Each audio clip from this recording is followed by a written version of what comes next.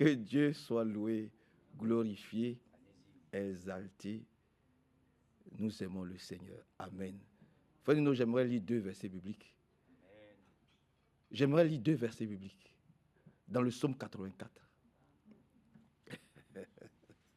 Que Dieu soit loué.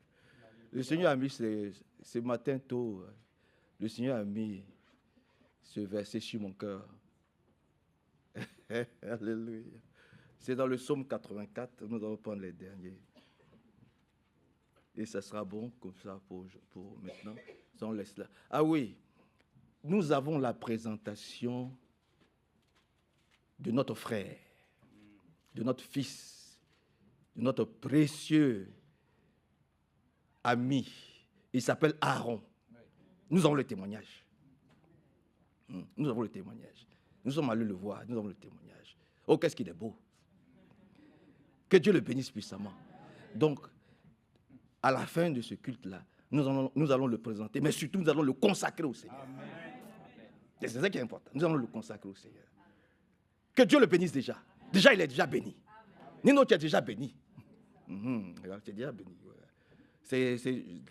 Que ta coupe déborde par la grâce de Dieu. Nous aussi, au nom de Jésus-Christ.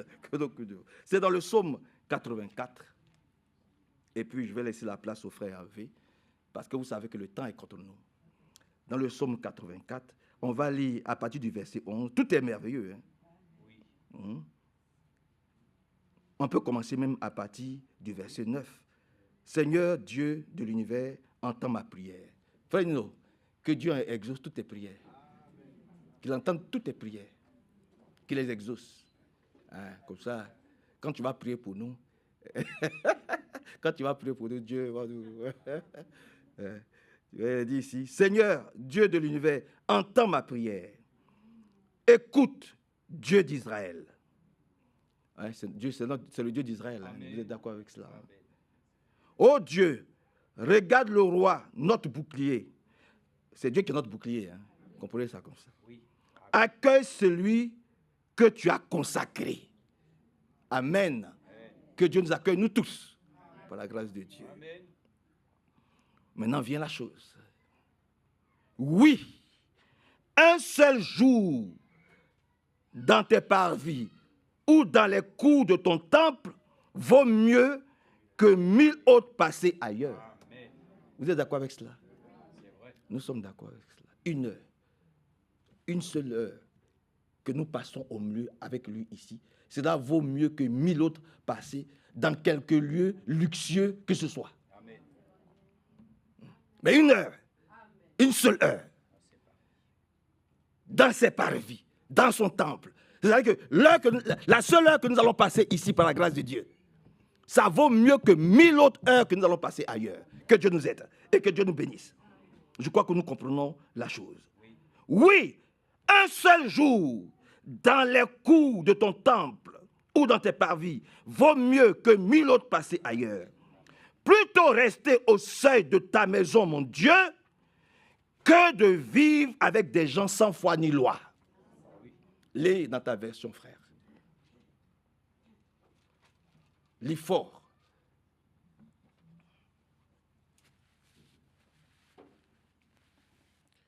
Mieux vaut un jour dans tes parvis que 1000 heures ailleurs. Je préfère me tenir sur le seuil de la maison de mon Dieu plutôt que d'habiter sous les tentes de la méchanceté. Amen. Maintenant, verset 12. Voici les titres du Seigneur. Soleil et bouclier. Lis dans ta version, verset 12. Car l'Éternel Dieu est un soleil et un bouclier. L'Éternel donne la grâce et la gloire. Arrête-toi là. Nous, Dieu, la fin de notre, c'est notre soleil.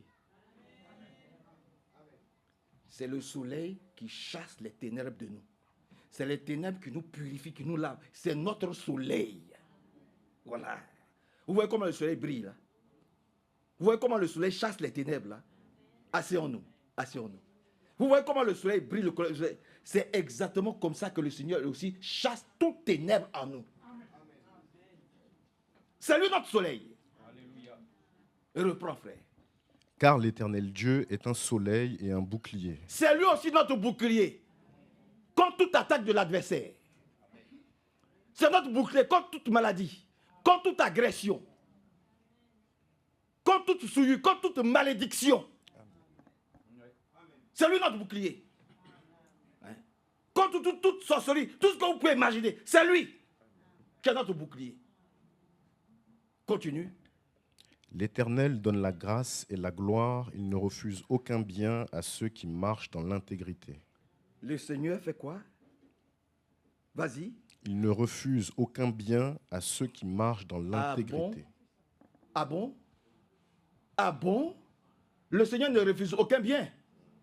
Ah, je vais lire dans ma version. Le Seigneur donne volontiers le bonheur à qui mène une vie sans reproche. Voilà. À qui mène une vie sans reproche. Il donne le bonheur. Que Dieu accorde le bonheur à notre frère. Qu'il accorde le bonheur à chacun d'entre nous. Qu'il nous bénisse puissamment. Lis le verset 13, mon frère. L'Éternel des armées, heureux l'homme qui se confie en toi. Bon. Si nous nous confions en lui, nous aurons le bonheur, la paix et la joie. C'est vrai. Amen. C'est tout. C'est ce qu'il a fait. La Bible dit, celui qui se confie en Dieu, il prolonge ses jours. Il prolonge ses jours. Il prolonge ses jours. Il n'a pas dit, même quand ça vient, Dieu permet qu'il reste là jusqu'au bout. Que Dieu le bénisse. Que Dieu nous bénisse. Seigneur, nous remettons tout dans tes mains. Sois glorifié, sois exalté, sois célébré. Sois avec chacun d'entre nous. Sois avec notre cœur, soutiens nos cœurs. Nous voulons être joyeux, nous voulons être heureux. Nous voulons recevoir une manne fraîche, céleste. Oui, les aigles mangent ce qui est frais. Oui, ce qui est pur, ce qui est sain. Donne-nous cette nourriture fraîche, cette manne céleste, fraîche, pure. Bénis ton serviteur, bénis cette petite assemblée, bénis le reste de la réunion, nous comptons sur toi. Au nom de Jésus-Christ, Amen. Frère V.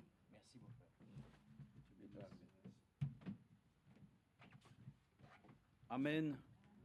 Mon frère Nino, que Dieu te bénisse. Ah, il veut dire un mot. Tu veux venir? Viens. C'est vrai qu'il m'avait fait signe, mais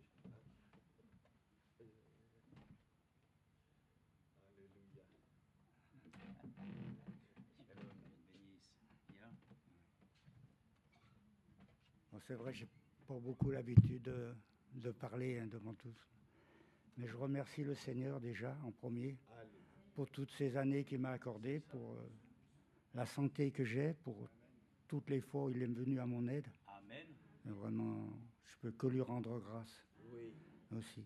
Mais je veux rendre grâce aussi à vous tous là qui êtes présents, à tous ceux qui m'ont accompagné pendant toutes ces années.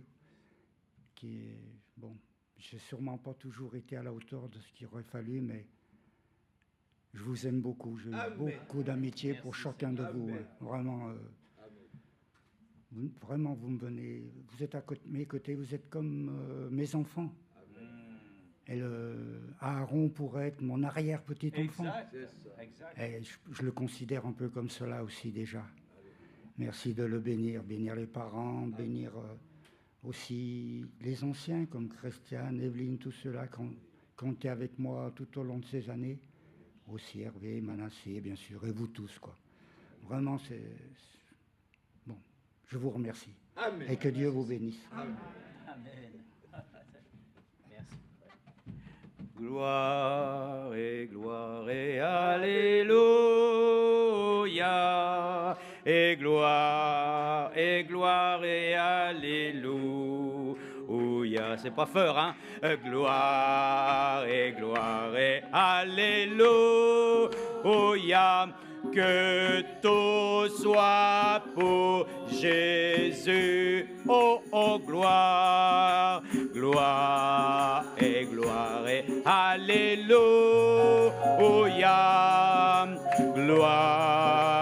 Gloire et alléluia. Gloire et alléluia.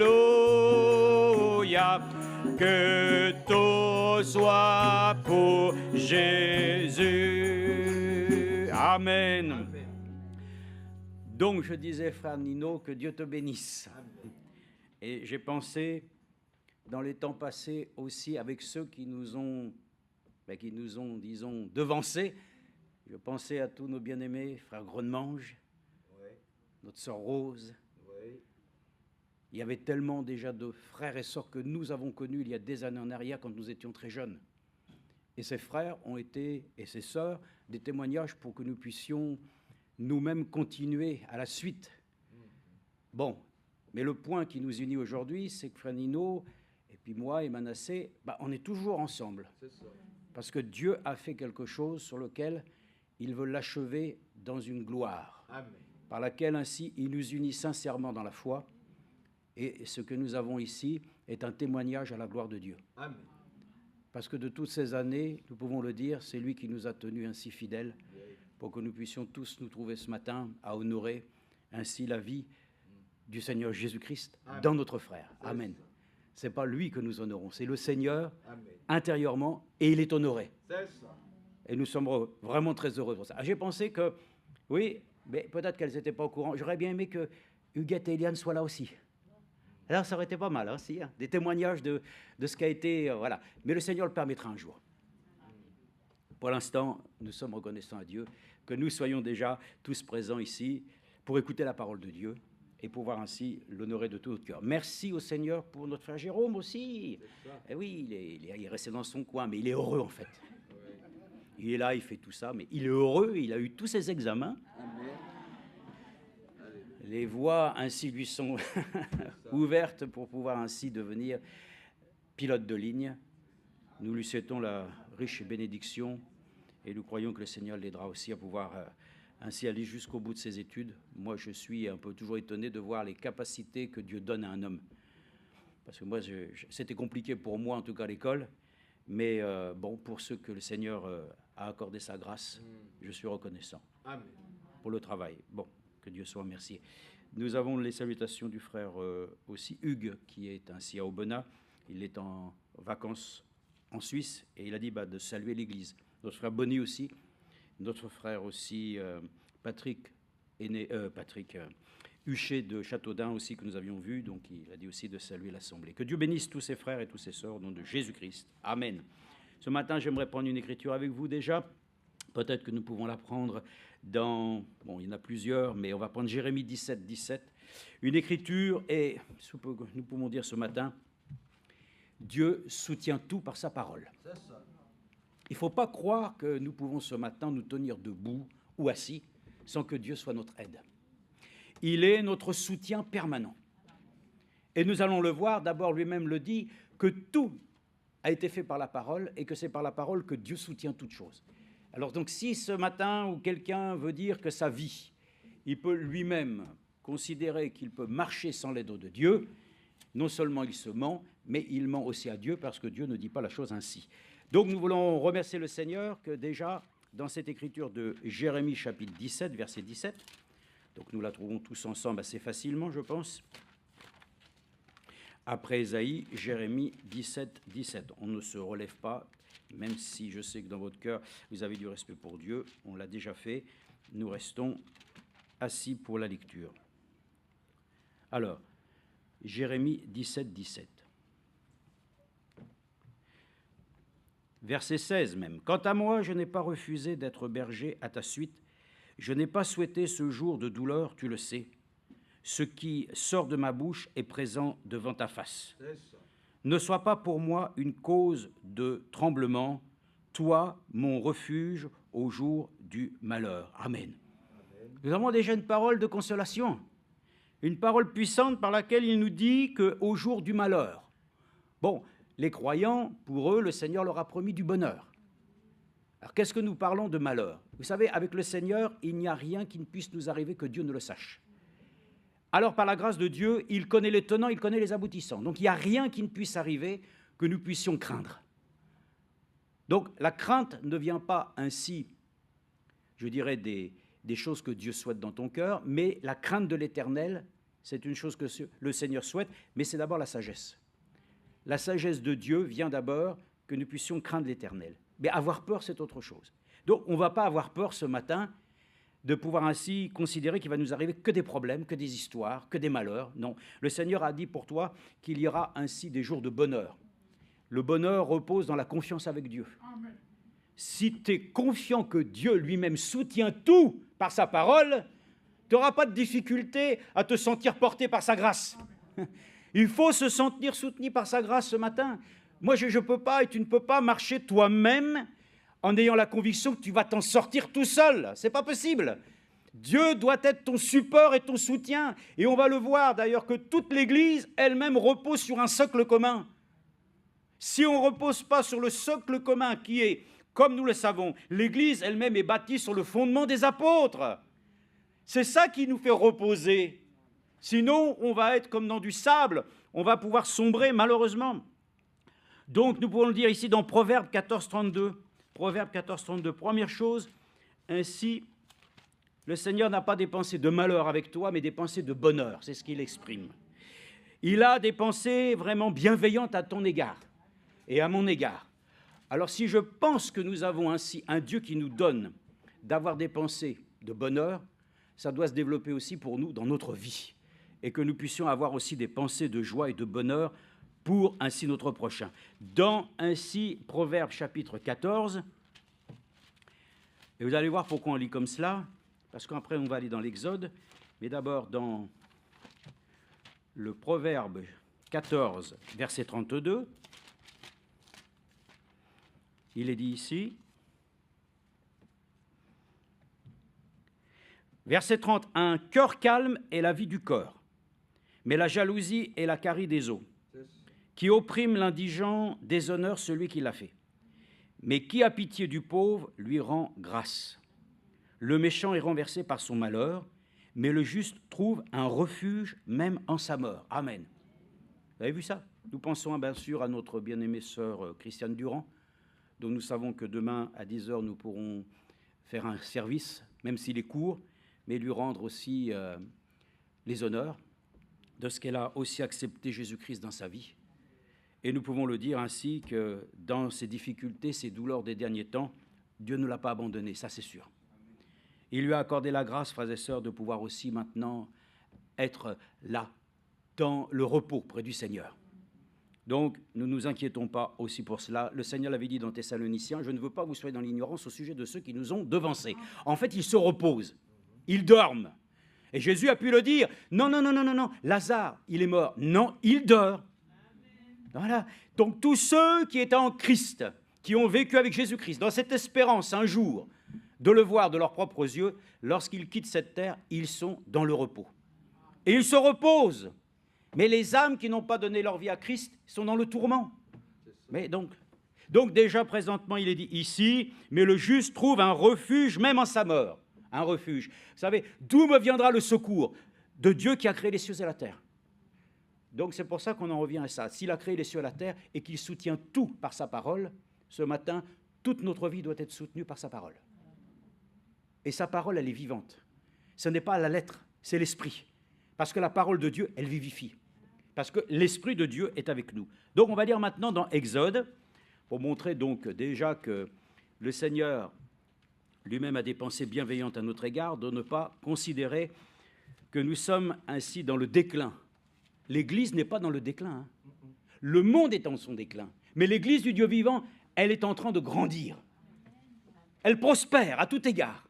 Mais les apparences font que nos yeux voient le déclin. Les nations déclinent, l'économie décline, les moralités déclinent, toutes les règles élémentaires de la société déclinent. Mais en Jésus-Christ, on prospère. Si tu regardes aux choses qui t'entourent, tout est à son déclin. Mais quand nous regardons à la promesse de Dieu, nous le disons, nous sommes plus proches aujourd'hui du jour de la rédemption que nous l'étions hier. Alors c'est ça que le Seigneur nous accorde dans sa grâce, soit qu'on considère le déclin ou on considère la promesse que Dieu nous a donnée, de pouvoir parvenir ainsi à la félicité. Dans Exode chapitre 17, verset 12. Ah, on va parler d'un personnage qui a déjà été cité tout à l'heure, on va le voir. Regardez maintenant, nous rentrons de plein pied dans l'action que Dieu fait dans notre vie. Comment est-ce que Dieu lui-même soutient notre existence. Il est un soutien permanent. Et le frère l'a dit, il remercie le Seigneur parce que, dans le fond, nous sommes les frères et les sœurs qui nous soutenons les uns les autres. Quand il y a un problème, il y a une histoire, quelque chose qui tourne pas rond, les enfants de Dieu présentent ça au Seigneur. Et nous nous soutenons. Et nous pouvons nous soutenir de différentes manières, même des fois quand il y a des besoins financiers même. Ah oui, il y en a qui en sont contents, parce qu'ils ont vu aussi la main de Dieu les secourir. Donc on peut soutenir les choses, mais d'abord, il faut voir comment Dieu soutient les choses. Regardez comment les choses sont. Ici, on trouve dans Exode chapitre 17, et on peut lire, oui, on va lire, pas tout lire, on va lire à partir du verset 8. Amélec vint combattre Israël à Réphidim. Alors Moïse dit à Josué, choisis-nous des hommes, sœurs, et combat Amalek. Demain, je me tiendrai sur le sommet de la colline, le bâton de Dieu à la main. Amen. Et ça, il faut, quand on va combattre contre l'ennemi, ce n'est pas de combattre avec ses convictions, hein. Ce n'est pas de combattre simplement avec ses certitudes, c'est de combattre avec la vérité. La vérité de Dieu qui t'affranchit. Il faut que tu sois convaincu. Il ne faut pas simplement dire « au nom de Jésus », avec un esprit de superstition. Non, le nom de Jésus est le nom puissant par lequel Dieu nous a donné autorité pour réellement appliquer le signe. Donc, on doit vraiment, frères et sœurs, croire de tout notre cœur que Dieu ne nous a pas donné d'être faibles devant l'ennemi. Mais, pour la seule chose, déjà, Moïse vient avec le bâton. Et vous savez qu'avec ce bâton, c'est ce qui a ouvert la mer en deux. Et ce bâton est même le témoignage qui était dans l'arche par laquelle, ainsi même, la verge d'Aaron qui avait fleuri. Eh bien, la parole de Dieu, elle doit aussi fleurir dans notre vie, hein. Elle ne doit pas être un bâton mort et sec. La parole de Dieu, elle est vivante, elle est permanente. Et c'est pour ça que, frères et sœurs, déjà Moïse ne peut pas prétendre que lui-même va pouvoir agir sans qu'il n'ait entre ses mains la précieuse et sainte parole de Dieu. Donc il part ainsi au sommet avec ce bâton. Et il dit, Josué vit que ce que Moïse lui avait dit pour combattre Amélec, Moïse, Aaron et Our montèrent au sommet de la colline. Lorsque Moïse élevait la main, Israël était le plus fort. Et lorsqu'il reposait la main, Amélec était le plus fort. Et ça, quand nous nous divisons, l'ennemi prend place. Quand nous restons unis, et c'est ce que Frère Madame disait, c'était ainsi dans son état, unis, nous gagnons, désunis, nous perdons. Donc c'est important de le comprendre ici. Déjà, lorsque il y avait cette situation, Moïse élevait la main, Israël était le plus fort. Et lorsqu'il reposait la main, Amélec était le plus fort. Amen. Donc la notion de voir ainsi que les mains qui s'élevaient, vous savez, Dieu a souhaité que les hommes élèvent les mains vers lui, avec des cœurs purs. Oui. On peut élever les mains ce matin vers lui. Et on le loue. Vous allez voir, au bout de 10 minutes, les bras t'en tombent. Et ça, il faut qu'il y ait un Dieu qui nous soutienne. Parce que moi, je suis faible. Parce que Moïse était faible. Il était un homme. Et quand bien même il pouvait avoir foi en son Dieu, il devait recourir qu'il y ait un Dieu qui le soutienne dans l'épreuve. Et lui-même qui levait les bras, eh bien, à un moment donné, quand ça baissait, eh bien, c'était l'ennemi qui prenait place. Mais lorsqu'il pouvait tenir ferme dans la foi, alors Israël gagnait. Mais regardez ce qu'il dit ici. Lorsque Moïse élevait la main, Israël était le plus fort, et lorsqu'il reposait la main, Amélec était le plus fort. Les mains de Moïse étant alourdies. Et ça, regardez même comment nous sommes alourdis ce matin. Les yeux commencent à être lourds. Il fait chaud. Ben oui, mais en Afrique aussi, il fait chaud. Et puis ils écoutent la parole de Dieu. Donc ce n'est pas une question de chaleur, c'est une question de disposition de cœur. Donc on est alourdi par plein de choses. On est alourdi parce que la vie de ce que nous vivons aujourd'hui nous alourdit. Bon, mais il dit ici, les mains de Moïse étant alourdies, ils prirent une pierre qu'ils placèrent sous lui. Amen. Et il s'assit dessus. C'est bien, hein? C'est déjà une chose merveilleuse. Ah, et ça, nous sommes assis dans les lieux célestes en Christ. Celui qui veut tout le temps être debout, marcher tout le temps, et là, il va être fatigué, hein?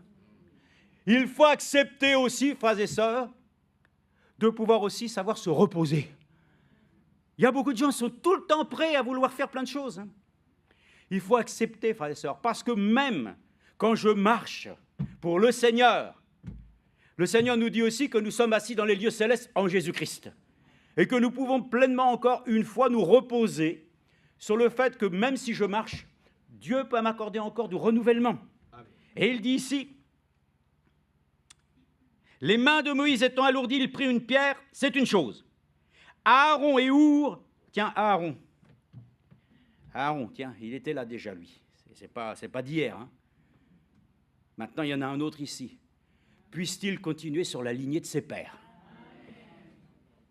Que tout enfant qui vient dans un foyer puisse continuer dans la lignée de ce que nous avons été enseignés par la grâce de Dieu. Tu enseigneras tes enfants et tes enfants aux petits-enfants. Et jusqu'à ce jour, que Dieu nous accorde la grâce d'enseigner la parole de Dieu, afin qu'ils puissent eux-mêmes être soutenus dans leur adolescence, la difficulté du monde, des tentations qui sont là. Frères et sœurs, Dieu n'abandonne personne ce matin. Celui qui a une difficulté, quelle qu'elle soit, où vous êtes censé être devant un mur, Dieu te soutiendra pour pouvoir avoir la victoire. C'est obligé. Sinon, il n'est plus Dieu. Et dans ce cas-là, alors, tout est possible à Dieu, alors on le rend incapable. Tout est possible à Dieu. Tout mur qui se présente ce matin, spirituellement même dans ta vie, Dieu est en capacité de triompher parce qu'il a vaincu déjà lui-même. Alors il dit lui-même, regardez maintenant, Aaron et Our, soutenez ses mains, amen. L'un d'un côté et l'autre, de l'autre. Et ses mains restèrent fermes jusqu'au coucher du soleil, amen. N'ayons pas honte ce matin de pouvoir dire ainsi que nous avons besoin du secours de l'Éternel. D'où me viendra le secours? De celui qui a créé les cieux et la terre. Et c'est pour ça que nous allons voir qu'il dit que tout est soutenu par sa parole. Ici, ce sont des hommes qui viennent soutenir ainsi les membres d'un homme qui est affaibli. Mais derrière tout ça, il y a Dieu qui a mis déjà dans le cœur à ces hommes de pouvoir soutenir l'homme que Dieu avait mandaté. Et ça, c'est pour ça que nous aussi, nous avons toujours soutenu notre bien-aimé frère Franck. Non pas pour lui porter ainsi les bras, mais pour prier afin que son ministère puisse avoir un effet béni. Donc ce matin, encore une fois, frères et sœurs, nous-mêmes, nous allons devenir des acteurs pour soutenir ce que Dieu fait dans son Église. Au lieu de s'affaiblir les uns les autres, toujours se dénigrer, pour voir ce qui est vil. Regardons à la beauté de ce que Dieu fait dans son peuple. Il relève, il met les choses ainsi d'aplomb pour que ce qui est ainsi brisé devienne à nouveau ainsi élevé. Et vous allez voir, frères et sœurs, ces plantes sont en plastique. Elles tiennent tout seules, regardez, c'est rigide. Hein. Mais toute plante qui est semée doit avoir un tuteur. Il y a des fleurs qui arrivent à pousser d'elles-mêmes, mais vous avez ainsi des arbres. Ils ont besoin d'un tuteur. Ils ont besoin d'être soutenus pour leur croissance. Ben oui. Donc il faut bien, frères et sœurs, que nous comprenions que déjà les choses que Dieu a montrées déjà ici nécessitent que dans ta vie, dans ma vie, tu trouves un soutien. Amen. Sinon, tu marches cavalier seul. Il faut que l'Éternel, notre Dieu, soit le soutien de l'Église. Il faut que la parole de Dieu soit le soutien ainsi de la prédication. Il faut que toutes les choses que Dieu lui-même veut faire dans notre vie soient l'objet d'une reconnaissance que c'est lui qui est derrière tout ça. C'est lui qui est derrière tout ça. Donc il dit ici, et ses mains restèrent fermes jusqu'au coucher du soleil, et Josué soumit Amélec à son peuple en les frappant du tranchant de l'épée. Amen. Voilà, Dieu nous accorde sa grâce de comprendre. Déjà, Moïse, un homme. Et quand bien même il avait le bâton, il avait la parole, il avait besoin, frères et sœurs, que dans cette démarche où Israël devait être vainqueur, il devait être soutenu.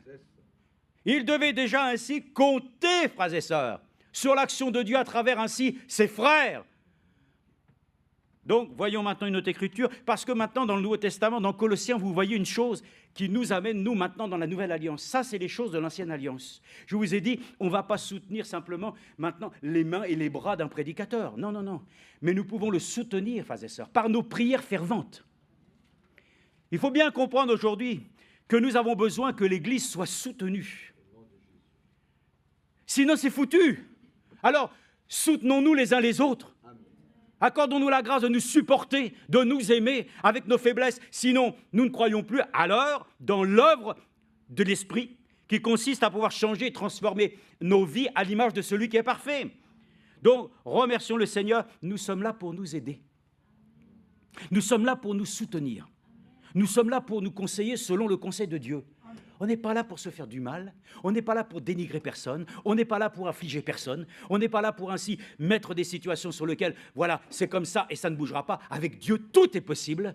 À sa gloire, nous devons croire ce matin qu'il va être notre soutien. Comme dit le cantique, « Seigneur Jésus, sois mon soutien dans mon voyage ici-bas. » Eh oui, c'est une chose merveilleuse que d'avoir ainsi un soutien. Ne comptons pas sur nous-mêmes, hein. Comptons sur lui. Alors, Colossiens chapitre 2. Maintenant, regardez comment il est dit ici dans Colossiens. Éphésiens, et vous avez bien sûr Philippiens et Colossiens. Colossiens chapitre 2. Regardez. Regardez un peu la démarche maintenant d'un homme de la Nouvelle Alliance. Regardez comment c'est dit. Chapitre 2 Colossiens. Je veux en effet que vous sachiez. Bon, c'est pas que nous ne devons pas être informés. Non, nous devons être informés. Je veux en effet que vous sachiez quel grand combat je soutiens, ou dans d'autres versions, que je mène pour vous. Amen. Que tu luttes. Que je lutte. Donc, vous vous rendez compte? Paul a été suscité pour l'Église pour être en effet celui qui mène un grand combat afin de soutenir, de lutter pour nous, pour ceux de Laodicée. Ça va bien avec notre temps. Hein. Nous sommes dans l'âge de Laodicée, frères et sœurs. Et Dieu nous a soutenus comment? En nous envoyant son prophète. Il avait dit, je vous enverrai Élie le prophète. Je vous enverrai celui qui rétablira toutes choses. Alléluia. Dieu ne nous a pas laissés orphelins. Il avait une promesse qui était cachée là, ici. Aux yeux du monde, elle reste toujours cachée. Pour nous, elle a été révélée. Et ça, Dieu ne nous a pas laissés sans qu'il puisse nous accorder le plus grand des soutiens, de nous accorder la parole originale, celle qui était prêchée à la Pentecôte à Jérusalem. Dieu nous a restitué la même parole. Parce que Frère Branham a dit lui-même, mon ministère, c'est d'avoir prêché ce que Paul a prêché. Donc nous sommes heureux parce qu'il dit lui-même, je veux en effet que vous sachiez quel combat je soutiens pour vous. C'est beau d'avoir des hommes qui soutiennent l'œuvre de Dieu, n'est-ce pas? Qui soutiennent la chose pour nous. Parce que Paul aurait pu dire, moi maintenant, j'en ai assez, moi. Hein. J'ai déjà dit les choses, qui se débrouillent. Non, frères et sœurs, nous ne sommes pas là pour nous débrouiller tout seuls. Nous sommes là pour nous entraider. Nous ne sommes pas une fraternité ou une confrérie, hein. Nous sommes le peuple du Dieu vainqueur. Nous sommes la famille de Dieu. Et nous sommes des frères et des sœurs. Il peut y avoir des difficultés. Mais, frères et sœurs, c'est notre Père Céleste que nous voulons glorifier. Alors il dit ici, quel grand combat je soutiens pour vous, pour ceux de Laodicée, et pour tous ceux qui n'ont pas vu mon visage. Quelle est la raison?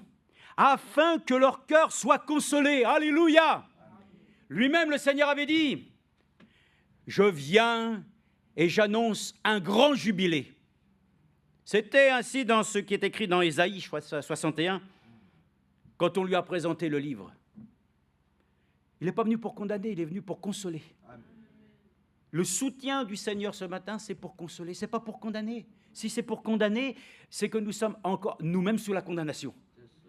Donc le Seigneur dit lui-même, afin que leur cœur soit consolé, qu'ils soient unis dans l'amour et enrichis d'une pleine certitude de l'intelligence pour connaître qui? Pour connaître le mystère de Dieu, à savoir Christ, en qui sont cachés tous les trésors de la sagesse et de la connaissance. Amen. Nous remercions le Seigneur que Paul lui-même ait eu dans son cœur de faire connaître qu'il soutenait cette œuvre afin que nous parvenions tous à l'unité de la foi. Et je suis heureux, frères et sœurs, des hommes que Dieu a consacrés, qui ont soutenu le combat jusqu'au bout, aiment la vérité, défendent la vérité, chérissent la vérité. Amen. Ils ont soutenu ça, frères et sœurs, pour toi et pour moi. ceux qui nous ont précédés sont morts, même persécutés. Ils ont été ainsi amenés dans des situations dont Hébreux 10 le dit. Ils ont combattu des rois. Hein? Ils devaient regarder les choses de loin et voyant qu'elles étaient plus belles que les choses qu'on leur promettait, ils n'ont pas regardé à leur propre vie. Oh, merci Seigneur pour nos aînés. Merci pour ceux qui ont été avant toi. Remercie le Seigneur qu'avant que tu sois arrivé à aujourd'hui, là, dans cette situation, qu'il y en a d'autres qui ont travaillé avant, depuis le premier âge jusqu'à aujourd'hui. Ils ont été nos prédécesseurs et ils ont ouvert la voie pour nous. Merci Seigneur. Qu'est-ce que nous sommes, nous? On arrive à la fin, hein? Bientôt, et encore on se chamaille. On a tout. Frères et sœurs, soyons reconnaissants à Dieu. Que Dieu a pris soin de soutenir l'Église. À combien plus forte raison, il va le faire pour toi. C'est indéniable. Donc, afin que notre cœur soit consolé, uni dans l'amour, enrichi d'une pleine certitude, d'intelligence, pour connaître le mystère de Christ. Vous savez tous comment frère Franck a prêché, frère Branham a prêché ce message. Le mystère de Dieu, à savoir Christ révélé. Donc, c'est important.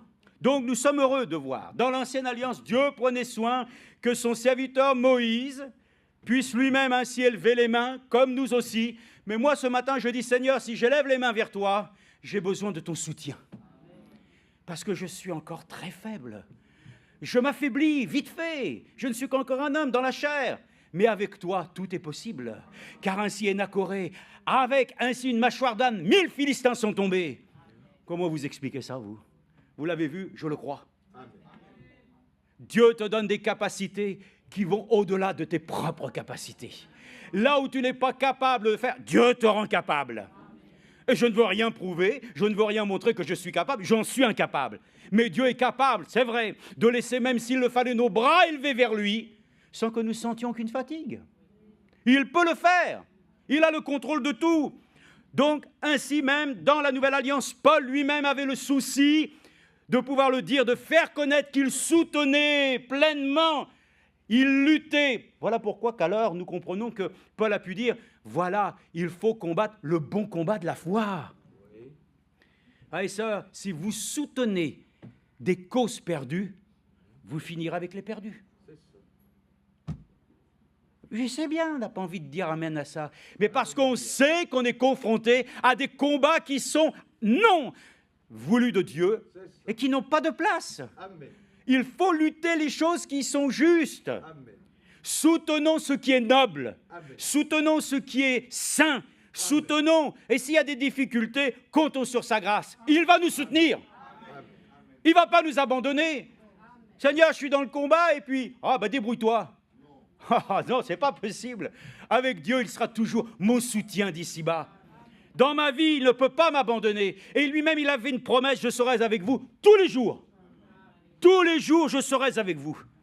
Mais est-ce que nous avons reçu à titre personnel qu'il est avec toi? L'ange de l'Éternel campe autour de ceux qui le craignent. Donc nous avons cette assurance, frères et sœurs. Dieu soutient tout. Alors voyons maintenant comme il le dit dans Hébreux. Dans Hébreux chapitre 1, verset 3, nous trouvons cette écriture qui n'est pas nouvelle. Non, ça c'est sûr. Elle était hier, elle sera aussi. La parole est éternelle. Mais il dit dans Hébreux chapitre 1, verset 3, « Après avoir autrefois plusieurs reprises et de plusieurs manières, verset 1, parlé à nos pères par les prophètes, Dieu nous a parlé par le Fils, en ces jours qui sont les derniers. Il l'a établi héritier de toutes choses, et c'est par lui qu'il a fait les mondes. » Et il est dit aussi dans d'autres versions, les âges. Ce Fils, qui est le rayonnement de sa gloire, est l'expression de son être, soutient toutes choses par sa parole puissante. Amen. Après avoir accompli la purification des péchés, il s'est assis à la droite de la majesté divine dans les lieux très hauts, devenu d'autant supérieur aux anges qu'il a hérité d'un nom bien différent du leur. Amen. C'est le nom de Jésus-Christ. C'est le plus beau des noms. C'est le nom qui fait foi, autorité, le nom par lequel tout genou doit plier. Le nom par lequel nous devons faire toutes choses, selon qu'il est écrit dans Colossiens. Et à combien plus forte raison, combien je suis heureux d'avoir été baptisé au nom du Seigneur Jésus-Christ. Je ne pourrais pas concevoir que je sois ainsi appartenant au Seigneur et d'être baptisé dans des titres, mais d'être baptisé dans le nom qui m'a sauvé. Ça, c'est quand même merveilleux. C'est le seul nom par lequel j'ai une raison d'exister aujourd'hui. Donc, il est dit ici lui-même que Dieu a parlé par le Fils, qui sont les derniers, qui est dans les derniers jours. Il l'a donné d'être héritier de toutes choses, et c'est par lui qu'il a fait les mondes. Ce Fils est le rayonnement de sa gloire et l'expression de son être, soutient toutes choses par sa parole puissante. Amen. Voyons encore justement dans Jean chapitre 1, Jean 1, je crois que c'est Jean 1, on va voir.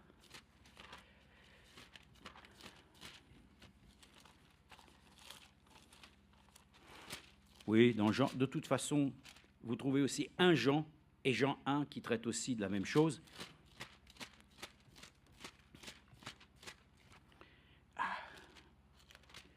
Il est écrit, au commencement était la parole. Et la parole était avec Dieu, et la parole était Dieu, elle était au commencement avec Dieu. Amen. Ça devrait être ancré dans nos esprits. Hein, de façon que notre cœur puisse se rassurer. Que réellement, au commencement était la parole. Et à la fin, c'est la parole encore. C'est toujours la parole. Mais il est dit, tout a été fait par elle, et rien de ce qui a été fait n'a été fait sans elle. Alors ne disons pas que la parole, c'est secondaire, c'est primaire. La parole elle-même s'est exprimée, le Verbe de Dieu a pu dire, parce que Dieu est esprit. Et par l'esprit, la parole est devenue réalité. Que la lumière soit. Et Frère Branham a dit, même cette parole qui s'est faite chair est devenue sang. Elle est devenue vie pour nous. La parole, frères et sœurs, c'est essentiel. Et il est dit, tout a été fait par elle. Et rien de ce qui a été fait n'a été fait sans elle. Amen. L'Église, aujourd'hui, rien ne serait possible que Dieu ne la soutienne par sa parole. Et c'est ainsi que Pierre a pu dire, heureux Pierre, parce que ce ne sont pas la chair et le sang qui te l'ont révélé, mais mon Père qui est dans le ciel, qui te l'a révélé. Oui, tu es le Fils du Dieu vivant. Amen. C'est la parole de Dieu révélée, manifestée. Elle était la vie, et la vie était la lumière des hommes. La lumière brille dans les ténèbres, et les ténèbres ne l'ont pas accueillie. Et puis après, on vous dit qu'il y eut un homme envoyé de Dieu du nom de Jean. Mais il n'était pas la lumière. Non. Mais il rendait témoignage à la lumière. Ah, et ça, nous rendons témoignage à la lumière ce matin. Ah oui, tu rends témoignage à la lumière. Tu es le témoignage du Dieu vivant. Nous devons être le témoignage du Seigneur. Nous devons être cette lumière qui permet d'éclairer dans les ténèbres toutes les âmes qui ont ainsi un désir de connaître le Dieu vivant. Donc il est dit que c'est par elle que tout a été fait. Sans elle, rien n'est possible. Donc encore, nous pouvons le dire, rien ne peut être soutenu que par la parole de Dieu. Mais la parole de Dieu, ce n'est pas la lettre. Hein. Non. Ce n'est pas simplement les Écritures. Je connais, je sais, je cite. Voilà. Il est écrit. Oui, non, il faut par l'Esprit. Parce que la lettre elle-même, elle est morte. C'est l'Esprit qui la vivifie. Amen. Donc Dieu soutient toutes choses par la parole, mais la parole, selon la définition, la parole de Dieu est vivante et permanente. Elle est ainsi en action. Donc tout se fait par l'Esprit de Dieu. Donc si vous êtes ce matin désireux de pouvoir ainsi continuer, persévérer dans les voies du Seigneur, ayez le plus grand, puissant soutien que Dieu peut vous donner. Sa parole. Dans sa parole, il y a tout. Et c'est par elle que tout est fait. Alors, c'est tout. Et la parole se décline en ce que Dieu s'est révélé à travers Jésus-Christ. Et à travers Jésus-Christ, la plénitude de Dieu a habité corporellement en lui. Et Dieu lui-même a déversé sa plénitude en lui. Et le Seigneur lui-même a déversé dans son Église. C'est ça dont nous avons besoin. Dans l'Ancien Testament, Frère Branham a expliqué que lorsqu'il y avait des fils dans les grandes maisons, alors le maître voulait ainsi que son enfant devienne un adulte et qu'il grandisse dans les voies de la sagesse. Et pour cela, il fallait absolument qu'il ait quelqu'un. Il ne pouvait pas le faire tout seul. Alors, on appelait un tuteur, quelqu'un qui pouvait être ainsi dans sa croissance, quelqu'un qui, à côté de lui, pouvait toujours veiller à ce qu'il grandisse en marchant droit. Frères et sœurs, nous n'avons plus ainsi aujourd'hui à être sous un tuteur, un précepteur, mais nous avons ainsi le Saint-Esprit. C'est lui qui nous conduit, C'est lui qui nous redresse. C'est lui qui prend soin que nous puissions grandir dans ses voies de telle manière que nous puissions le dire. C'est par toi que nous puissions parvenir ainsi au but que tu as fixé. C'est par lui, et en lui, et pour lui, et avec lui. Prenons ainsi dans le psaume 145, le psaume 145, une écriture.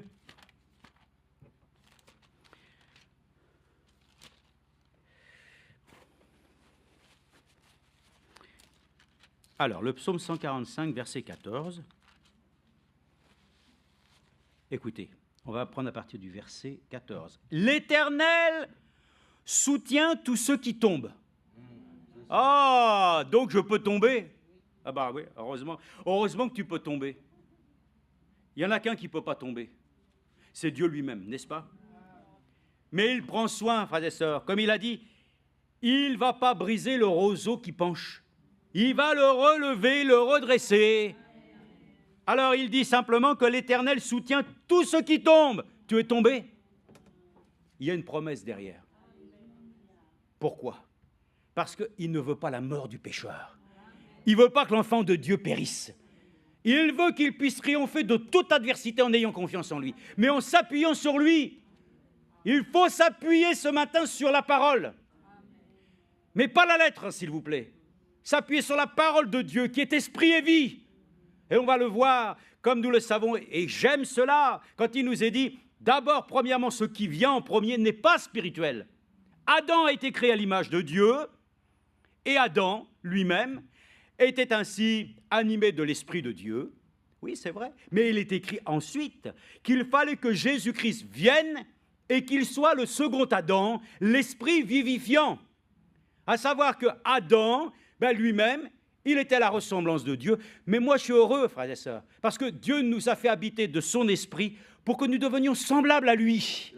Et pour cela même, il est le principe de la nouvelle création. Et c'est ainsi qu'alors il est dit, l'Esprit vivifiant, travaillons-nous. Nous sommes heureux, frères et sœurs, d'avoir un esprit vivifiant ce matin. Nous n'avons pas simplement la connaissance et la lettre, nous avons l'Esprit qui l'accompagne. Et tous ceux qui sont nés de nouveau, tous ceux qui par l'Esprit ont pu réellement accepter Jésus-Christ comme leur Seigneur. Dieu a fait une promesse que maintenant, il prend à son compte de pouvoir nous éduquer, si nous le souhaitons, jusqu'à ce que nous parvenions à l'état d'homme fait. Donc nous avons une promesse que Dieu lui-même nous soutient, de telle manière qu'il redresse tous ceux qui sont courbés. Amen. Oh, frères et sœurs, tous, avec espoir, tournent les yeux vers toi. C'est toi qui leur donnes leur nourriture en son temps. Amen. J'ai marqué Matthieu 24, 45. Quel est le serviteur fidèle et prudent qui, au temps favorable, nous donnera la nourriture au temps convenable? Et je remercie le Seigneur. Encore une fois, si Dieu ne nous avait pas visités par sa parole, ce serait terminé. Il n'y aurait plus rien. Mais Dieu lui-même nous a visités. Et il nous a accordé un puissant prophète, une parole qui a restauré l'Église. Il dit, c'est toi qui leur donnes leur nourriture en son temps, tu ouvres ta main et tu rassasies à souhait tout ce qui a vie. L'Éternel est juste dans toutes ses voies et bienveillant dans toutes ses œuvres.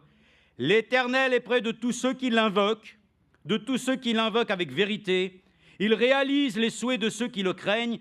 Il entend leurs cris et les sauve. L'Éternel garde tous ceux qui l'aiment et il détruit tous les méchants. Amen. Que ma bouche dise la louange de l'Éternel et que toute chair loue son saint nom à toujours et à perpétuité. Amen. Bon, bref, ça veut dire quoi? Ça veut dire, en tout cas, l'Éternel lui-même, quand tu tombes, quand les choses sont devenues tellement viles, il est encore là. En fait, il est toujours là. Il est toujours là, frères et sœurs, pour nous accorder sa grâce et son soutien. Le psaume, ainsi 41,4, aussi 41,4, il est écrit, c'est pour notre sœur Christiane Durand, que nous avons vue aussi dans les derniers temps à l'IT. Heureux, verset 2, celui qui agit avec discernement envers le faible. Amen. Au jour du malheur, l'Éternel le délivre, l'Éternel le garde et le fait vivre. Amen. il est heureux sur la terre. Tu ne le livres pas au désir de ses ennemis. Amen. L'Éternel le soutient sur son lit de douleur. Tu refais sa couche pendant sa maladie. Je dis, Éternel, fais-moi grâce. Guéris mon âme, car j'ai péché contre toi. Mes ennemis parlent de moi. Quand mourra-t-il? Quand périra son nom? Si quelqu'un vient me voir, il dit des paroles vaines. Son cœur amasse des iniquités, il sort et il parle au-delà. Mais le Seigneur dit dans le psaume 23, « L'Éternel est mon berger. Quand bien même tu traverses la vallée de l'ombre de la mort, je suis à tes côtés. » Donc là aussi, dans les situations de détresse, il est présent. Je suis l'Éternel qui te guérit. Il est là, il est partout, le Seigneur. Donc, il n'y a pas une situation, je vous dis, il n'y a pas une situation qu'un homme peut connaître que Dieu ne puisse la connaître lui-même. Arrive-t-il une chose dans une ville que Dieu lui-même ne le sache pas? Qui ne l'ait pas permis? Frères et sœurs, Dieu permet toutes choses. Et toutes choses concourent au bien de ceux qui aiment réellement le Seigneur. Si tu as confiance qu'à un moment donné ainsi, comme je le vois, frères et sœurs, regardez comment les hommes bâtissent. Les hommes bâtissent sur un fondement. Et ensuite, ils bâtissent. Mais s'il n'y a pas de soutien, s'il n'y a pas quelque chose de solide en dessous, tout s'effondre. On va le voir, frères et sœurs. Nous, tout doit reposer sur une expérience personnelle avec Jésus-Christ. Les gens qui vivent avec une expérience des autres, ça s'effondrera. Mais tous ceux qui vivent avec une expérience personnelle, la chose va demeurer ferme et elle prendra son assise. Donc nous remercions aussi notre Dieu qui nous a accordé une expérience intime avec lui, une expérience qui nous a convaincus de notre péché, qui nous a amenés à la repentance, qui nous a amenés ensuite d'accepter le sacrifice de Jésus-Christ, de pouvoir le dire, oui, j'accepte la rédemption. Toi qui as payé le prix pour moi, maintenant j'ai part au salut. Et ensuite, selon ta promesse, tu me remplis aussi de ton bon esprit, afin de me rendre capable de pouvoir rendre témoignage à celui qui m'a tant aimé. Bon, ça c'est dans le plan de Dieu. Mais dans tout ça, oui, il y aura des moments de faiblesse. Il y aura des moments sur lesquels nous allons perdre pied. Et Dieu dira, il faut qu'il en soit ainsi.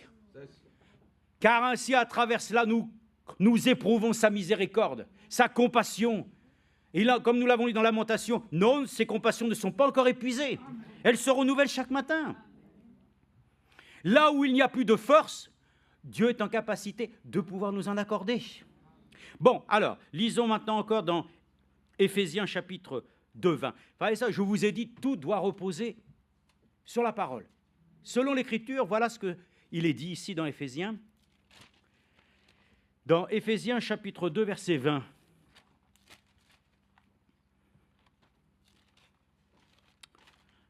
Éphésiens chapitre 2, verset 20.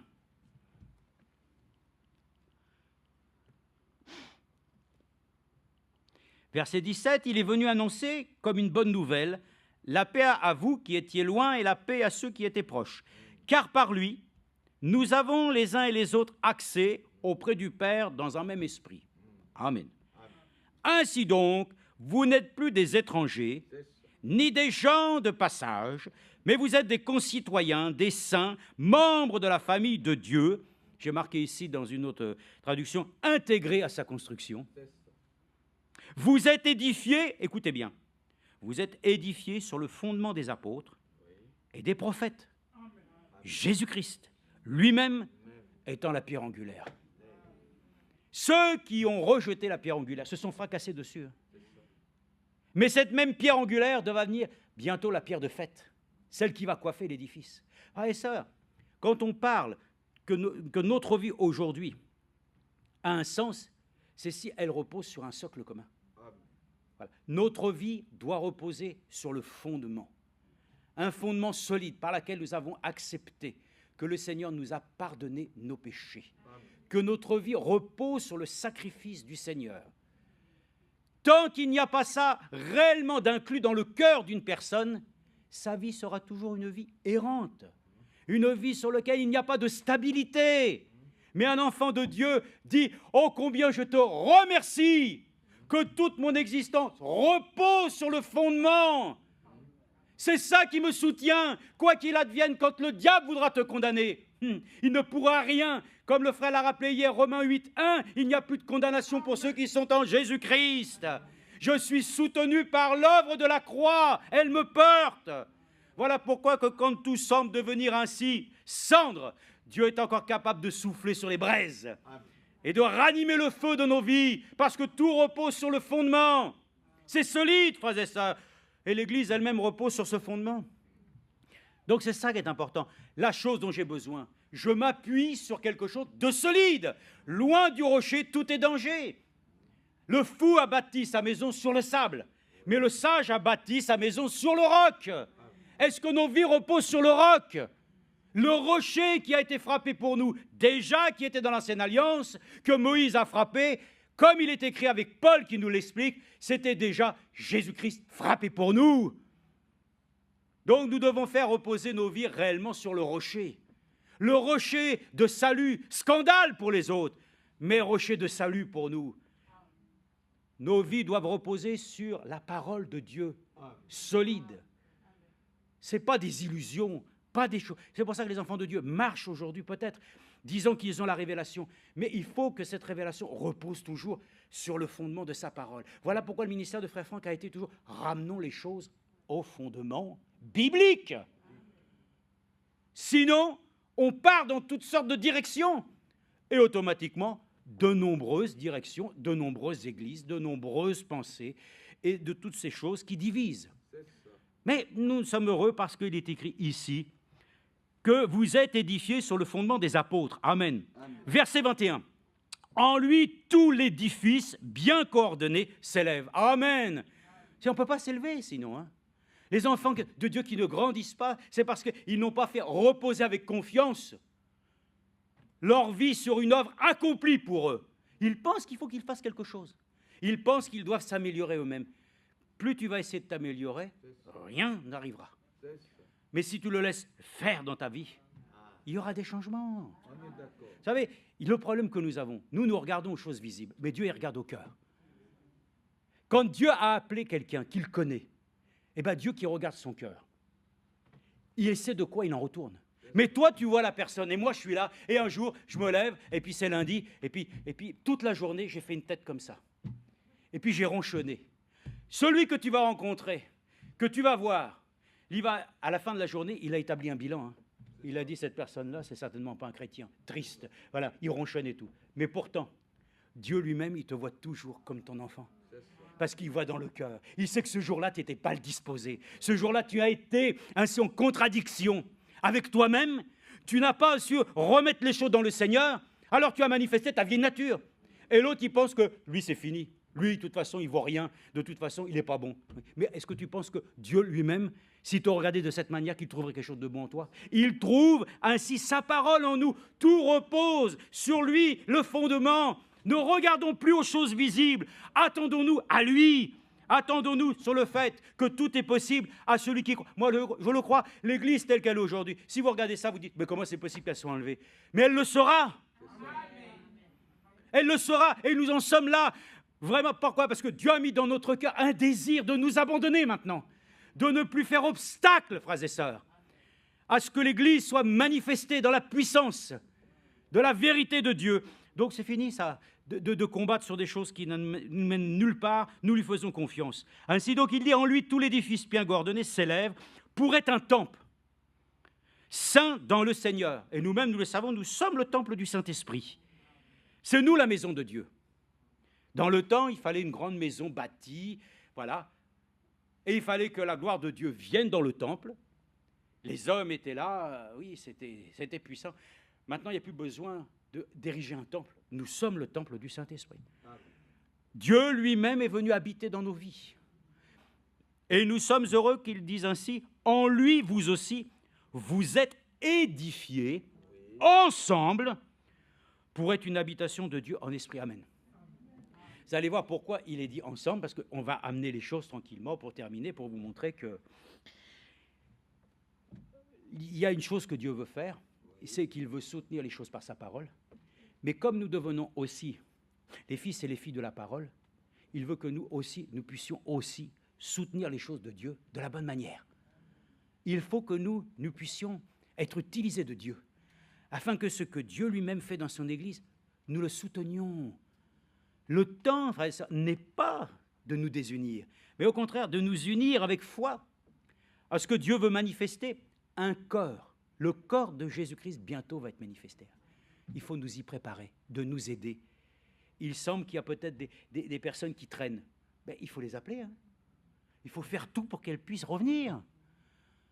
Bon, le Seigneur le fera, c'est sûr, mais faisons aussi notre part dans ce domaine. Alors avant de lire cela, j'aimerais lire avec vous 1 Corinthiens 3, 10, 11. 1 Corinthiens 3, 10, 11.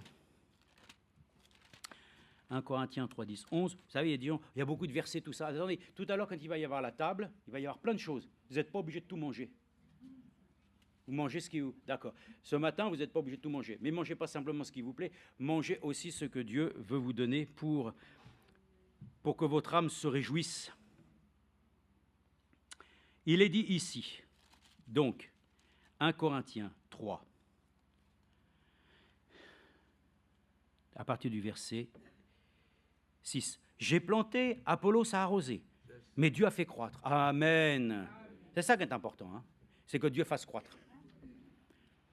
Tout ce qui est autour permet de consolider de ce que le Seigneur fait. Regardez, nous, on est heureux, parce que dans notre vie, si, comme le frère l'a dit hier, il l'aura voulu, s'il n'y avait pas des prédicateurs pour annoncer la parole de Dieu, comment est-ce que nous allons être soutenus?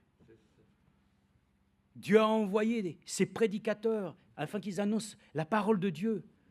Et ils ont relevé, ils ont soutenu ce qui était devenu faible. Donc c'est toujours comme ça que Dieu fait. Hein. Ce n'est pas en restant chacun dans son coin, ce n'est pas possible. Il faut que nous puissions nous soutenir les uns les autres. Et Dieu a établi les ministères dans l'Église afin que tout puisse être soutenu dans la foi. Parce que la foi vient de ce que nous entendons, c'est sa parole. Il est dit donc, j'ai planté, Apollos a arrosé, mais Dieu a fait croître. Ainsi, ce n'est pas celui qui plante qui est quelque chose, ni celui qui arrose, mais Dieu qui fait croître. Celui qui plante et celui qui arrose ne font qu'un, et chacun recevra sa propre récompense selon son propre labeur.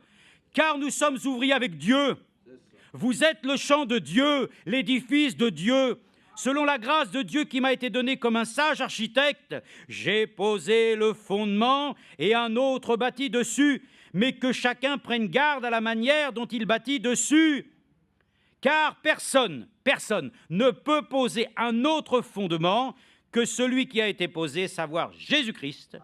Or, si quelqu'un bâtit sur ce fondement avec de l'or, de l'argent, voyez-vous, des pensées, des prétentions, toutes sortes de choses qui viennent de l'imagination, et de toutes ces choses qui viennent du monde, des pierres précieuses, du bois, du foin, du chaume, l'œuvre de chacun sera manifestée, car le jour la fera connaître, parce qu'elle se révélera dans le feu, et le feu éprouvera de quelle nature est l'œuvre de chacun.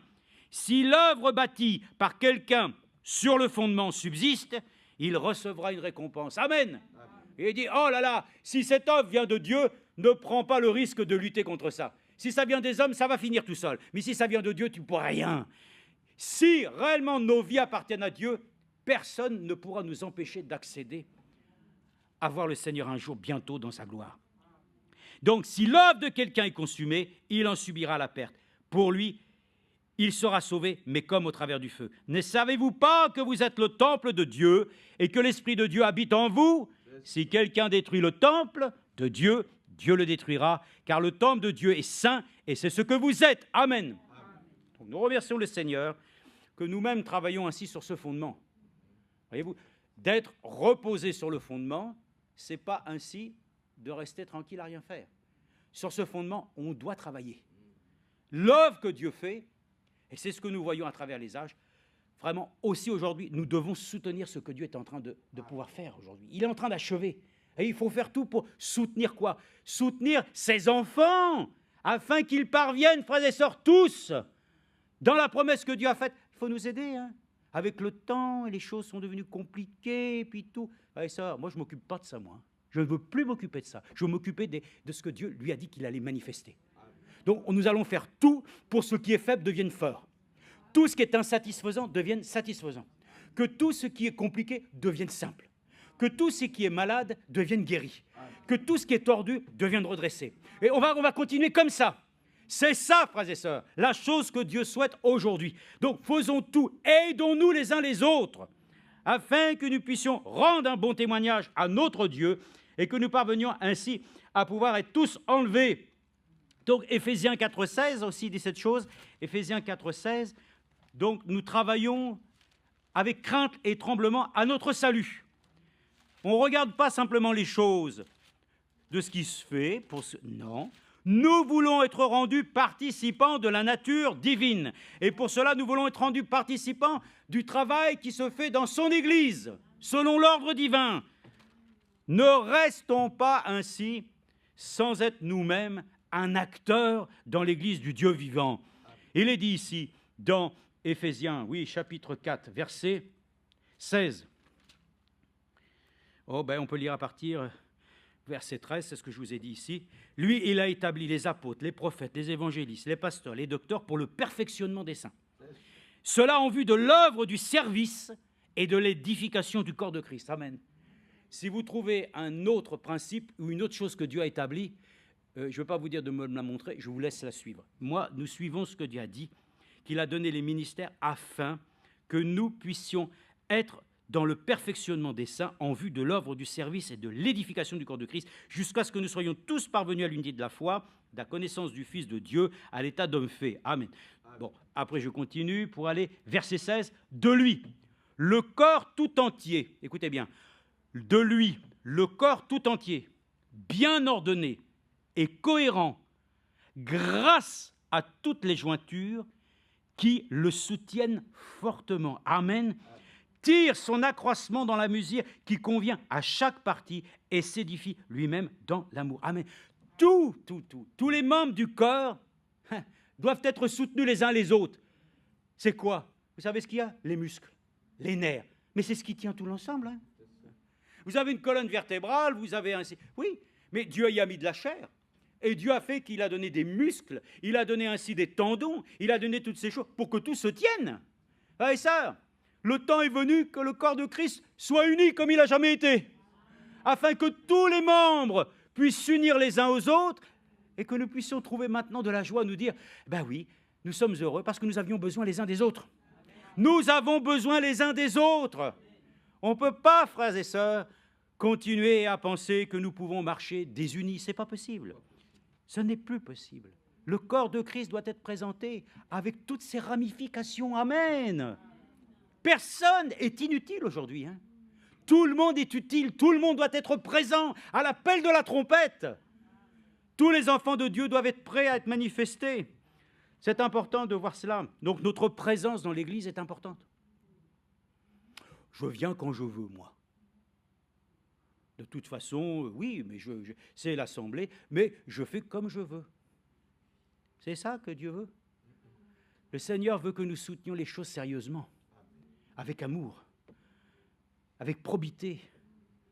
C'est ça qu'on a besoin.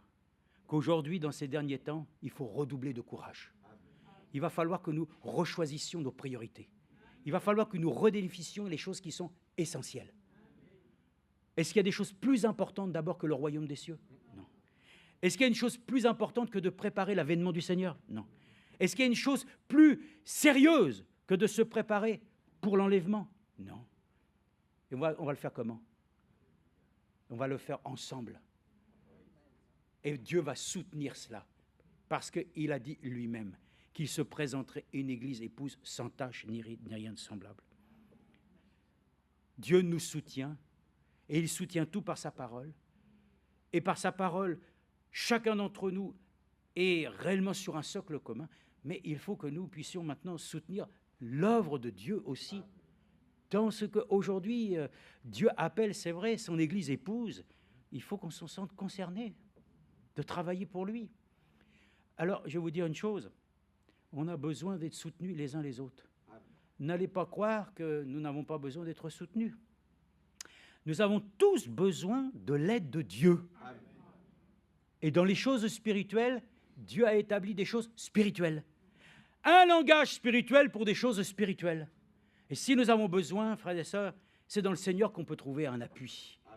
Alors accordons-nous la grâce, frères et sœurs, de nous soutenir dans la foi, en étant présents aussi. Là où Dieu lui-même nous accorde la grâce de nous rassembler. C'est important. On ne peut pas attendre toujours du Seigneur qu'il nous aide dans nos besoins sans que nous ayons d'abord le désir aussi d'aider les autres, n'est-ce pas? Et le meilleur moyen d'aider les autres, c'est d'être présent là où Dieu ainsi nous convie déjà ensemble. Regardez pour terminer, mais dans Hébreux chapitre 4, verset 16, non, oh là là, il y avait d'autres choses ici. Donc, 2 Corinthiens, s'il vous plaît. 2 Corinthiens, chapitre 5, verset 11. 2 Corinthiens 5, 11. Nous pouvons lire aussi. Connaissant donc la crainte du Seigneur, nous cherchons à convaincre les hommes. Enfin, à persuader, c'est écrit. Dieu nous connaît et j'espère que dans vos consciences, vous nous connaissez aussi. Nous ne nous recommandons pas de nouveau nous-mêmes auprès de vous, mais nous vous donnons occasion de vous glorifier à notre sujet, afin que vous puissiez répondre. Voilà, c'est pour ça qu'il est dit, honorez ceux qui vous enseignent, ayez de la reconnaissance pour... Voyez-vous, c'est ça. Et oui, ça fait partie de la chose. On peut toujours voir les choses négatives, mais aussi, frères et sœurs, on peut aussi reconnaître que Dieu, dans sa grâce, nous a accordé aussi de pouvoir nous trouver les uns et les autres fidèles à travers les années. Le frère ici, il a un témoignage. Il dit, il est venu jusqu'à quand même tard dans les années avec sa voiture le mercredi. Pour moi, quand je repars déjà moi-même, l'hiver, la nuit et tout ça, j'ai que 65 ans. Mais lui, il l'a fait à 88 ans. Que Dieu te bénisse. Il y a un temps pour tout. Maintenant, s'ils ne viennent pas, ce n'est pas de leur désir.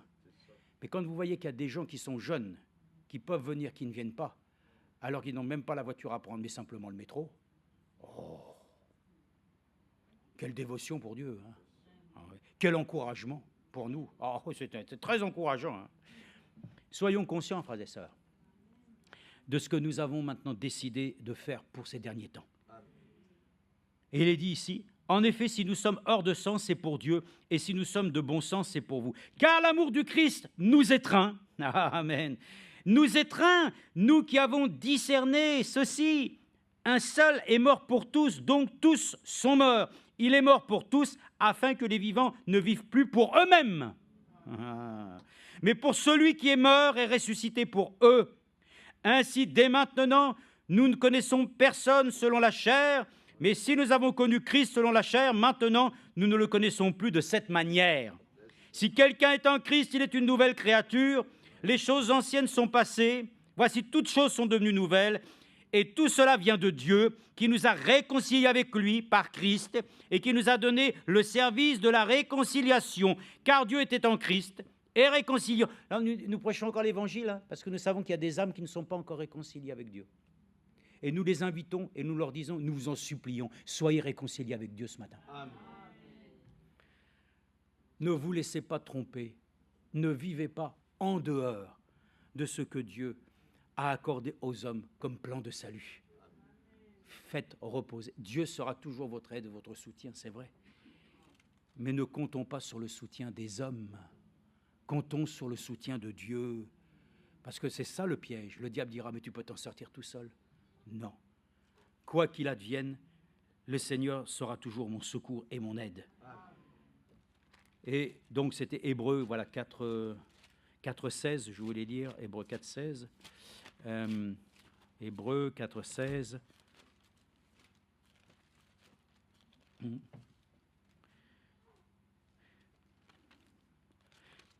Puisque nous avons un grand souverain sacrificateur, verset 14, qui a traversé les cieux, Jésus le Fils de Dieu, tenons fermement la confession de notre foi, car nous n'avons pas un souverain sacrificateur incapable de compatir à nos faiblesses.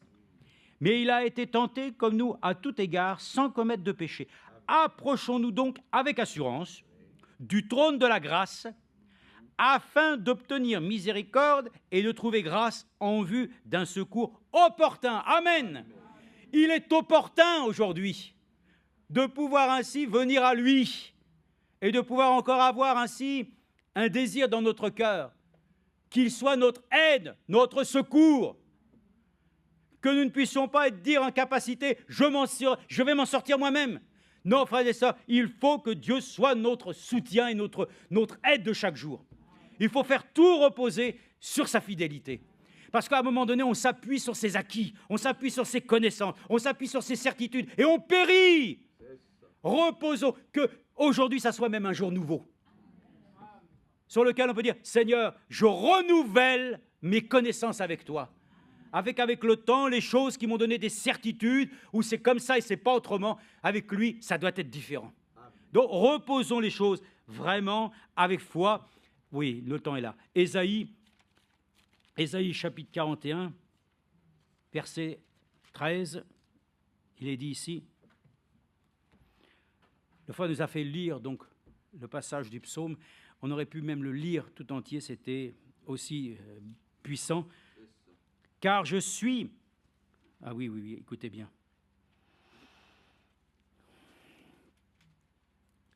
Ésaïe 41, 13. Car je suis l'Éternel, ton Dieu, qui saisit ta main, qui te dit, sois sans crainte. Ah oui.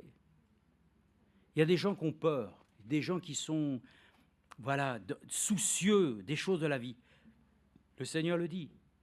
Qui saisit sa main, saisissons la main de Dieu, qui te dit, sois sans crainte, je viens à ton secours. Oui, sois sans crainte, vermisseau de Jacob, faible mortel d'Israël, je viens à ton secours, amen. Ton Rédempteur, le Saint d'Israël, voici ce que je vois de toi, amen, et ainsi de suite. Enfin, ce qui nous intéresse, c'est ça. Je suis l'Éternel, ton Dieu, qui saisit ta main, qui te dit, sois sans crainte, je viens à ton secours, sois sans crainte, vermisseau de Jacob, faible mortel d'Israël, je viens à ton secours. Amen. D'où me viendra le secours? Le secours me vient de Dieu qui a créé les cieux et la terre. Le secours de l'Éternel ne saurait ainsi manquer pour chacun d'entre nous. Ainsi donc, nous concluons là avec Romains, cette fois-ci, nous concluons Romains chapitre 8, verset 26. Romains 8, 26. Frères et sœurs, nous voulons dire simplement, toutes nos vies reposent sur le seul soutien valable qui, à travers les temps, a révélé sa fidélité et sa grande compassion à notre égard. Tout repose sur Jésus-Christ. Notre vie ne repose pas sur un homme. Notre vie ne repose pas sur une révélation simplement. Elle repose sur Jésus-Christ, qui est la révélation totale et complète de Dieu. Donc nos vies doivent être redonnées totalement, sur le socle commun. Tous ce matin, nous devons pouvoir le dire. Notre désir, c'est qu'il puisse réellement soutenir notre existence par sa parole. Et que cette parole soit en nous une parole vivante et réelle. Romains 8, 26.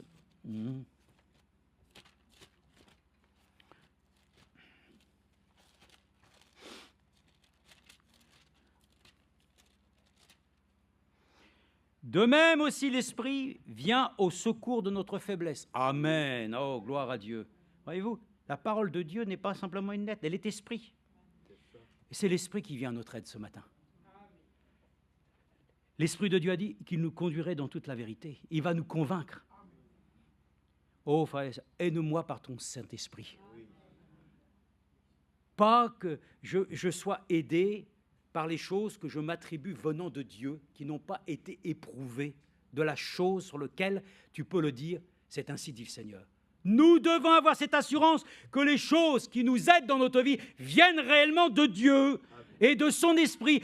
Éprouvez les esprits pour voir s'ils sont de Dieu. C'est grave, frères et sœurs. Le temps est arrivé, les faux oins. Ne nous laissons plus tromper ni séduire. Soyons convaincus de Dieu, que c'est réellement l'Esprit de Dieu qui te conduit, que c'est réellement lui qui soutient toutes choses par sa parole précieuse.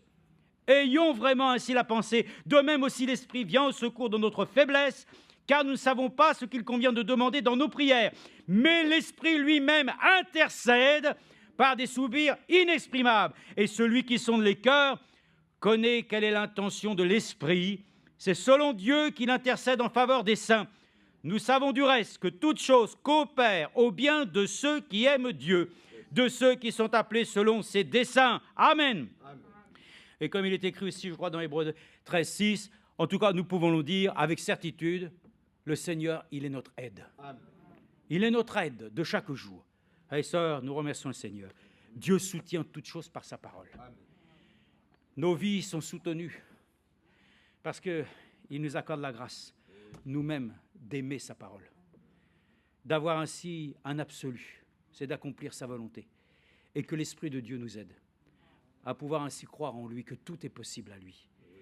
Le temps est venu, frères et sœurs, de nous séparer, voilà encore, de nos bonnes et vieilles pensées, afin que Dieu lui-même nous remplisse, c'est vrai, de toute sa connaissance, et que nous puissions nous aider les uns les autres. Le but est là, de nous aider à parvenir, frères et sœurs, au but fixé. Tous ensemble, nous avons une responsabilité de pouvoir ainsi nous attirer, de pouvoir ainsi nous stimuler, afin que nous fassions tout pour que nous puissions tous nous retrouver auprès du Seigneur. S'il y en a qui ne veulent pas, c'est d'accord, mais au moins essayons de faire tout ce que nous pouvons.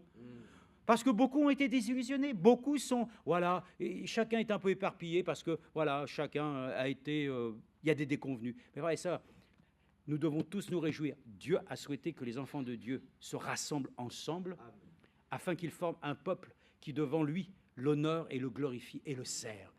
C'est le temps de dire que le temps est devenu de nous rassembler à nouveau et de servir le Seigneur. Il va nous aider. Il est un soutien permanent. Il ne nous a jamais ainsi vraiment laissés. Quand vous avez eu des difficultés, moi aussi, il a toujours montré sa fidélité. Donc, il le fait aussi pour l'Église. Donc, soyons rassurés. L'Église, ça ne doit pas nous effrayer. Au contraire, nous sommes heureux parce que nous savons que le Seigneur triomphera de toute adversité. Et il est là. À Dieu soit la gloire, l'honneur et la louange. Amen. Je laisse la place au frère.